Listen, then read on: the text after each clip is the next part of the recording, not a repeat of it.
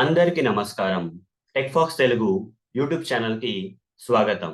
ఈ సెషన్‌లో నేను మరొక జావా ఇంటర్వ్యూ క్వెషన్‌ని మీకోసం ఆన్సర్ చేయబోతున్నాను. ఆ క్వెషన్ వచ్చేసి what is the default value of a boolean variable in Java? Java ప్రోగ్రామింగ్‌లో ఓకే. బూలియన్ వేరియబుల్ యొక్క డిఫాల్ట్ వాల్యూ ఏంది? ఓకే. మీరు ఒకవేళ జావా ప్రోగ్రామింగ్‌లో ఒక వేరియబుల్ క్రియేట్ చేసి, ఆ వేరియబుల్‌ని బూలియన్ అనే డేటా టైప్‌తో డిక్లేర్ చేసిన తర్వాత, ఆ వేరియబుల్‌కి ఏ వాల్యూ గాని, ఇనిషియలైజ్ గాని, ఓకే. అజైన్ గాని చేయకపోతే, ఒకవేళ ఆ వేరియబుల్‌ని మీరు ప్రింట్ చేసినట్టయితే, మీకు ఎలాంటి వాల్యూ ప్రింట్ అయితది? మీరు అజైన్ చేయకున్నా గాని ఒక వాల్యూ అజైన్ అయితుంది. దాన్నే మనం డిఫాల్ట్ వాల్యూ అంటామండి. అయితే బూలియన్ వేరియబుల్స్‌కొచ్చేసి ఫాల్స్ అనేది డిఫాల్ట్ వాల్యూ. ఈ యొక్క క్వెషన్ యొక్క ఆన్సర్ కూడా ఫాల్సే. ఓకే. అట్లని చెప్పేసి మీరు లోకల్ వేరియబుల్స్ క్రియేట్ చేయొద్దు. ఇది చెక్ చేయడం కోసం మీరు జావా ప్రోగ్రామింగ్‌లో లోకల్ వేరియబుల్స్ క్రియేట్ చేసి చెక్ చేసినట్టయితే, అప్పుడు మీకు ఖచ్చితంగా కంపైలర్ ఎర్రర్ వస్తుంది. ఆ కంపైలర్ ఎర్రర్ రావడం వల్ల మీరు ఖచ్చితంగా మీరు ఇనిషియలైజ్ చేయాల. అలా ఇనిషియలైజ్ చేయడం వల్ల మీకు డిఫాల్ట్ వాల్యూ ఏందని తెలుసుకోవడం కష్టం. మరి ప్రాక్టికల్‌గా నేను ఈ ఫాల్స్ అనేది ఈ బూలియన్ వేరియబుల్ యొక్క డిఫాల్ట్ వాల్యూ ఈ జావా ప్రోగ్రామింగ్‌లోని ఎట్లా నిరూపించాలంటే, ఈ యొక్క బూలియన్ వేరియబుల్‌ని మీరు గ్లోబల్ వేరియబుల్ కింద డిక్లేర్ చేయండి.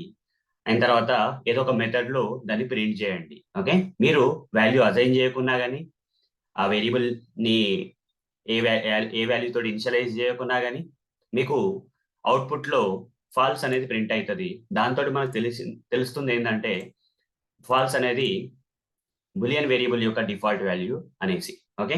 సో, ఇప్పుడు నేను ప్రాక్టికల్‌గా మీకు చూపిస్తాను.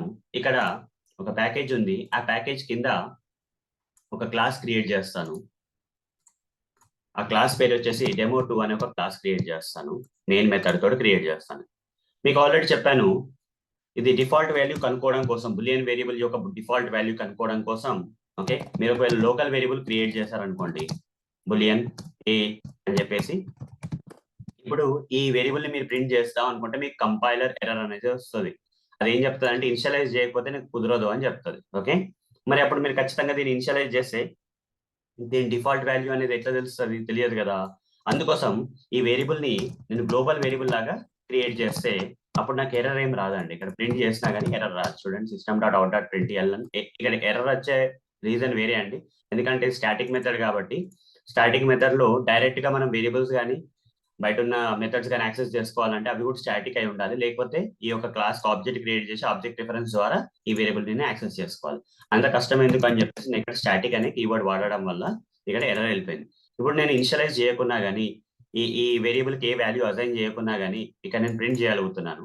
ఈ ప్రోగ్రామ్ రన్ చేస్తే నేను ఏ వాల్యూ ఇవ్వకున్నా గాని మనకి అవుట్‌పుట్‌లో ఒక ఈ వేరియబుల్ యొక్క వాల్యూ అనేది ప్రింట్ అయిపోతది. అదొచ్చేసి ఫాల్స్ అని ప్రింట్ అయితుందండి. దాని రీజన్ ఏందండి? ఫాల్స్ అని ప్రింట్ అయితే ఏంది రీజను? అంటే దీని ఇదే అండి. ఓకే. ఇదే ఆన్సర్. ఫాల్స్ అనేదే ఆన్సర్. ఓకే. డిఫాల్ట్ వాల్యూ గాబట్టి రీజన్ ఏందంటే ఫాల్స్ అనేది బూలియన్ వేరియబుల్స్ యొక్క డిఫాల్ట్ వాల్యూ అన్నట్టు. మీరు అసైన్ చేయకున్నా గాని జావానే అసైన్ చేసే వాల్యూనే డిఫాల్ట్ వాల్యూ అంటాము. సో, ఇలా ప్రోగ్రామ్ రాసి మనము జావా ప్రోగ్రామ్ తోటి మనం తెలుసుకోవచ్చు బూలియన్ వేరియబుల్ యొక్క డిఫాల్ట్ వాల్యూ ఏదని. అదే ఫాల్స్. ఈ సెషన్ గనుక మీకు నచ్చినట్టయితే ఖచ్చితంగా లైక్ చేయండి. అలానే ఈ యొక్క నా యొక్క టెక్ ఫాక్స్ తెలుగు యూట్యూబ్ ఛానెల్‌ని మీరు సబ్స్క్రైబ్ చేసుకోండి. మీ ఫ్రెండ్స్, ఫ్యామిలీ మెంబర్స్ అండ్ సర్కిల్స్‌లో రిఫర్ అండ్ షేర్ చేయండి.